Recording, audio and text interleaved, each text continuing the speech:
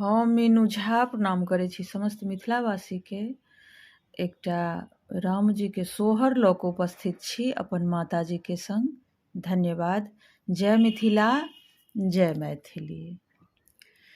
चैत मास नामे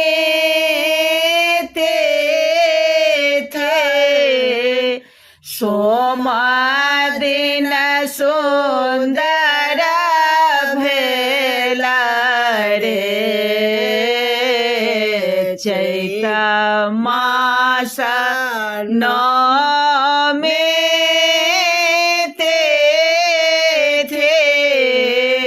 सोमा दिन सुदिन भेला रे। ललना रे दिन दुपहरिया भेला तखन हे राम जे जनम लेला रे। अवध में बाजे बधाइया के दशरथ मगन भेला रे। अवध में बाजाए बधाइया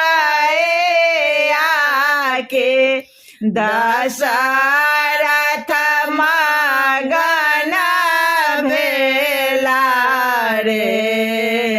ललना रे कौशल्या जी गोदिया खेलावत मन हरषित भेला रे। ललना रे कौशल्या जी गोदिया खेलावत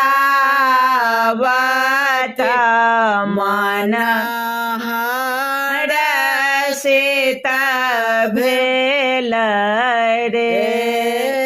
सखी सब मंगल गावत जिया होला सावत रे। ललना रे चाहो देश नवते बाजत बंदिया सगावत रे। सुरहि दास सोहर गाओल गावे के सुनाओल रे। ललना रे सुर मुनि फूला बरसावत